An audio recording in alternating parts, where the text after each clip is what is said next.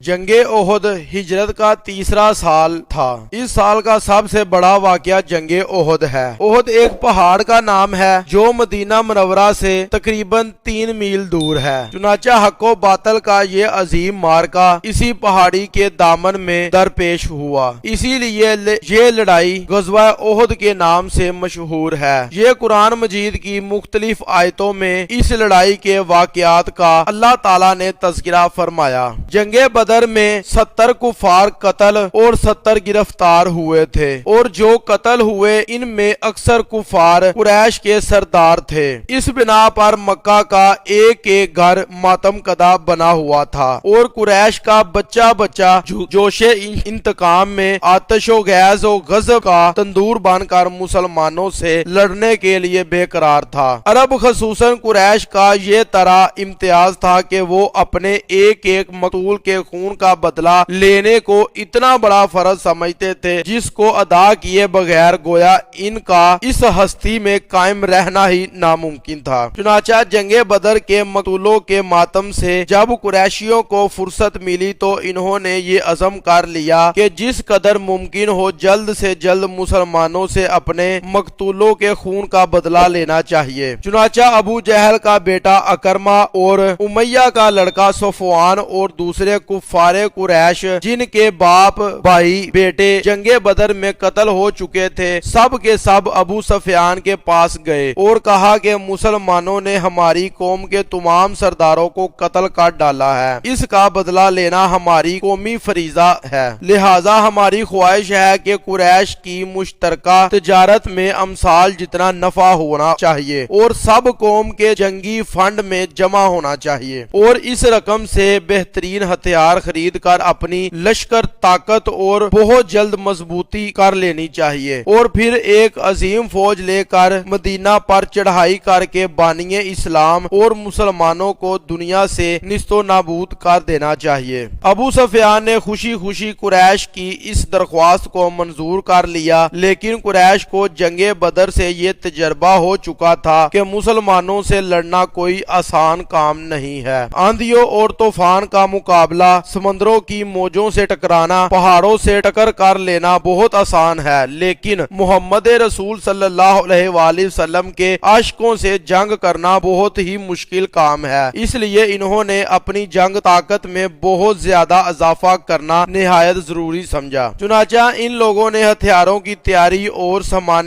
جنگ کی خریداری میں پانی ہی کی طرح اپنا پیسہ بہانے کے ساتھ ساتھ پورے عرب میں جنگ کا جوش اور لڑائی کا بخار پھیلانے کے لیے بڑے بڑے شاعروں کو منتخب کیا جو اپنی آتش بیانی سے تمام قبیلوں عرب میں جوش و انتقام کی آگ لگا دیں۔ عمر و جمحی اور مصافحہ کی یہ دونوں اپنی شاعری میں طاق اور آتش بیانی میں شاہراہ آفاق تھے۔ ان دونوں نے باقاعدہ دورہ کر کے تمام قبائل عرب میں ایسا جوش اور اشتعال پیدا کر دیا کہ بچہ بچہ خون کا بدلہ خون کا نعرہ لگاتے ہوئے مرنے اور مارنے پر تیار ہو گیا، جس کا نتیجہ یہ ہوا کہ ایک بہت بڑی فوج تیار ہو گئی۔ مردوں کے ساتھ ساتھ بڑے بڑے معزز اور مالدار گھرانوں کی عورتیں بھی جوش و انتقام سے لبریز ہو کر فوج میں شامل ہو گئیں۔ جن کے باپ بھائی بیٹے شوہر جنگ بدر میں قتل ہوئے تھے، ان عورتوں نے قسم کھا لی کہ ہم اپنے رشتہ داروں کے قاتلوں کا خون پی کر ہی دم لیں گے۔ نبی کریم صلی اللہ علیہ وآلہ وسلم کے چچا حضرت حمزہ رضی اللہ تعالی عنہ نے ہند کے باب عتبہ اور جبیر بن موتم کے چچا کو جنگ بدر میں قتل کیا تھا۔ اس بنا پر ہند نے وحشی کو جو جبرین موتم کا غلام تھا حضرت حمزہ رضی اللہ تعالی عنہ کے قتل پر آمادہ کیا اور یہ وعدہ کیا کہ اگر اس نے حضرت حمزہ کو قتل کر دیا تو میں اس کو آزاد کر دوں گا۔ الغرض بے پناہ جوش و خروش اور انتہائی تیاری کے ساتھ لشکر کفار سے روانہ ہوا اور ابو سفیان اس لشکر کا جرار سپہ سالار بنا۔ حضور نبی کریم صلی اللہ علیہ وآلہ وسلم کے چچا حضرت عباس رضی اللہ تعالی عنہ جو خفیہ طور پر مسلمان ہو چکے تھے اور مکہ میں رہتے تھے، انہوں نے ایک خط لکھ کر حضور اکرم صلی اللہ علیہ وآلہ وسلم کو کفار قریش کی لشکر کشی سے مطالعہ کر دیا۔ جب آپ صلی اللہ علیہ وآلہ وسلم کو یہ خوفناک خبر ملی تو آپ صلی اللہ علیہ وآلہ وسلم نے 5 شوال 3 ہجری کو حضرت عدی بن فضالہ رضی رضی اللہ تعالی عنہ کے دونوں لڑکوں حضرت انس اور حضرت مونس رضی اللہ تعالی عنہ کو جاسوس بنا کر کفار قریش کے لشکر کی خبر لانے کے لیے روانہ فرمایا۔ چنانچہ ان دونوں نے آ کر یہ پریشان کن خبر سنائی کہ ابو سفیان کا لشکر مدینہ کے بالکل قریب آ گیا ہے اور ان کے گھوڑے مدینے کی چارگاہ کی تمام گھاس چر رہے ہیں۔ یہ خبر سن کر 14 شوال 3 ہجری جمعے کی رات حضرت سعد بن معاذ رضی اللہ تعالی عنہ،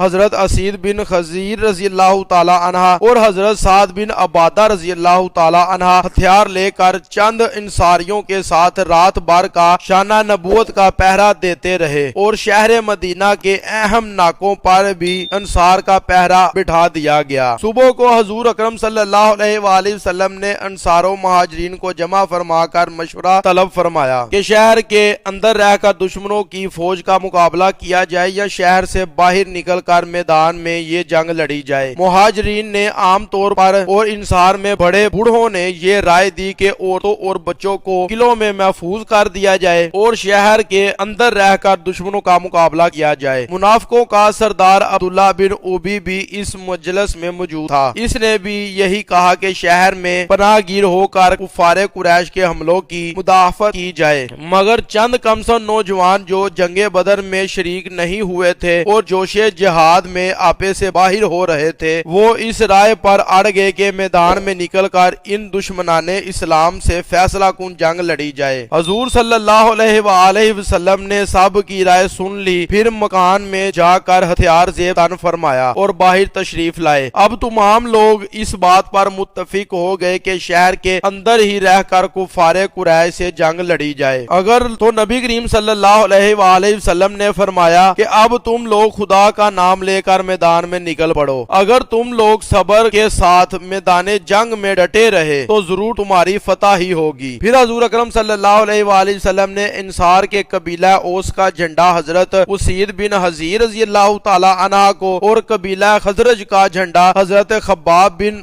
منظر رضی اللہ تعالی عنہ کو اور مہاجرین کا جھنڈا حضرت علی رضی اللہ تعالی عنہ کو دیا اور 1000 کی فوج لے کر مدینہ سے باہر نکلے۔ شہر سے نکلتے ہی آپ نے دیکھا کہ ایک فوج چلی آ رہی ہے۔ آپ نے پوچھا کہ یہ کون فوج ہے؟ لوگوں نے عرض کیا یا رسول اللہ صلی اللہ علیہ وآلہ وسلم، یہ رئیس المنافقین عبداللہ بن ابی کے حلیف یہودیوں کا لشکر ہے جو آپ کی امداد کے لیے آ رہا ہے۔ آپ نے ارشاد فرمایا ان لوگوں سے یہ کہہ دو کہ آپ واپس لوٹ جائیں، ہم مشرکوں کے مقابلے میں مشرکوں کی مدد نہیں لیں گے۔ چنانچہ یہودیوں کا یہ لشکر واپس چلا گیا۔ پھر عبداللہ بن ابی منافقوں کا سردار جو 300 آدمیوں کو لے کر حضور اکرم صلی اللہ علیہ وآلہ وسلم کے ساتھ آیا تھا، یہ کہہ کر واپس چلا گیا کہ اے محمد صلی اللہ علیہ وآلہ وسلم نے میرا مشورہ قبول نہیں کیا اور میری رائے کے خلاف میدان میں نکل پڑے، لہذا میں ان کا ساتھ نہیں دوں گا۔ عبداللہ بن ابی کی بات سن کر قبیلہ خزرج میں سے بنو سلمہ کے اور قبیلہ اوس میں سے بنو حارثہ کے لوگوں نے بھی واپس لوٹ جانے کا ارادہ کر لیا، مگر اللہ تعالیٰ نے ان لوگوں کے دلوں میں اچانک محبت اسلام کا ایسا جذبہ پیدا فرمایا کہ ان لوگوں کے قدم جم گئے۔ چنانچہ اللہ تعالیٰ نے قرآن مجید میں ان لوگوں کا تذکرہ فرماتے ہوئے ارشاد فرمایا کہ